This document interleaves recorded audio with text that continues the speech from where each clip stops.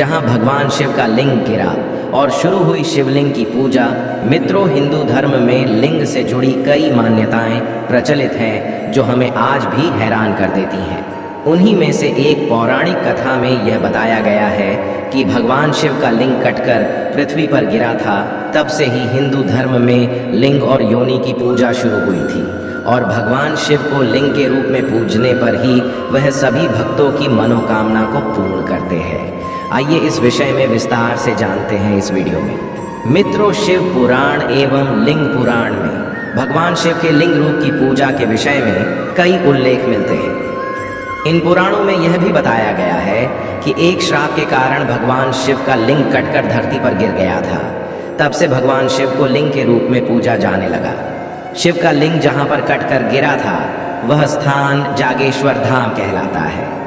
पौराणिक कथाओं में कहा गया है कि भगवान शिव जागेश्वर के निकट दंडेश्वर में तपस्या कर रहे थे। इस बीच सप्तऋषियों की पत्नियां वहां पहुंची और शिव के दिगंबर रूप पर मोहित हो गईं। सप्तऋषि अपनी पत्नियों की खोज में वहां पहुंचे। उन्होंने पहचाने बिना नाराज होकर शिव को लिंग पतन का श्राप दे दिया। इससे ब्रह्मांड में उथल पुथल मच गई। बाद में देवताओं ने किसी तरह शिव को मनाया और जागेश्वर में उनके लिंग की स्थापना की गई।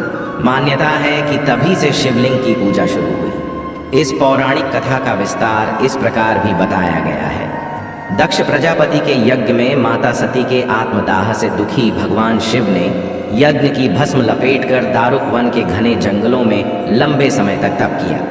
इसलिए यह जगह शिव की तपस्थली के रूप में जानी जाती है। इन्हीं जंगलों में वशिष्ठ आदि सप्त आरार्षि अपनी पत्नियों सहित कुटिया बनाकर तप करते थे। एक बार भगवान शिव दिगंबर अवस्था में ध्यान में लीन थे। उस दौरान एक दिन इन सप्तऋषियों की पत्नियां जंगल में कंदमूल, फल एवं लकड़ी आदि के लिए गई थीं, तो उनकी नजर दिगंबर शिव पर पड़ी। भगवान शिव के सुगठित शरीर को देखकर ऋषियों की पत्नियां शंकर भगवान पर मोहित हो गई। शंकर भगवान अपनी तपस्या में रम थे। उन्होंने उनकी ओर ध्यान नहीं दिया। फिर ऋषियों की पत्नियां काम स्वरूप में अंधी होकर वहीं मूर्छित हो कर गिर गई। जब वे सब पूरी रात कुटियों में वापस नहीं आई तो सुबह ऋषिगण उन्हें ढूंढने निकले। तब सप्तऋषियों ने देखा कि शिव समाधि में लीन है और उनकी पत्नियां मूर्छित पड़ी हैं। तो उन्हें लगा कि भगवान शिव ने उनकी पत्नियों के साथ व्यभिचार किया है और इस आशंका में वे भगवान शंकर को शाप दे बैठे और बोले कि तुमने हमारी पत्नियों के साथ व्यभिचार किया है, अतः तुम्हारा लिंग तुरंत तुम्हारे शरीर से अलग होकर गिर जाए। भगवान शिव नेत्र खोलते हुए बोले कि आप लोगों ने मुझे संदेहजनक परिस्थितियों में देखकर अज्ञानता के कारण ऐसा किया है, इसलिए मैं इस शाप का विरोध नहीं करूंगा। मेरा लिंग स्वतः गिरकर इस स्थान पर स्थापित हो जाएगा। तुम सभी सप्त आरार्षि भी आकाश में तारों के साथ अनंत काल तक लटके रहोगे। लिंग के शिव से अलग होते ही पूरे संसार में कोहराम मचने लगा। ब्रह्मदेव ने संसार को इसके प्रकोप से बचाने के लिए ऋषियों को मां पार्वती की उपासना करने के लिए कहा। ब्रह्मदेव जानते थे कि शिव के इस तेज को पार्वती ही धारण कर सकती है। ऋषियों ने मां पार्वती की उपासना की। पार्वती ने योनि रूप में प्रकट होकर शिव के लिंग को धारण किया। इस प्रकार यह शिवलिंग की स्थापना हो गई। पौराणिक मान्यताओं के अनुसार सबसे पहले शिवलिंग का पूजन जागेश्वर से ही प्रारंभ हुआ। मानसरोवर की यात्रा पर निकलने वाले यात्री इस धाम की अर्चना करके आगे बढ़ते हैं। यहाँ करीब 200 से ज्यादा मंदिर हैं। जागेश्वर धाम अल्मोड़ा से 29 किमी दूर देवदार के घने जंगलों के बीच बसा हुआ है। इस धाम का प्राचीन काल से ही काफी महत्व है। पुराणों में भी इस स्थान का व्यापक वर्णन मिलता है। यह धाम उत्तर भारत के एक प्रमुख शिव मंदिर के रूप में प्रतिष्ठित है। मान्यता है कि यहाँ पर शिव जागृत रूप में विद्यमान है। यह प्रथम मंदिर है जहाँ लिंग के रूप में शिव पूजन की परंपरा सबसे पहले आरंभ हुई। कई पुराणों में इस जगह का उल्लेख मिलता है। इस पावन स्थली के बारे में एक श्लोक भी प्रचलित है। माँ वैद्यनाथ मनुष्या व्रजंतु, काशीपुरी शंकर बल्लभावा, माया न गया मनुजा नयांतु, जागीश्वराख्यम तु हरम व्रजंतु।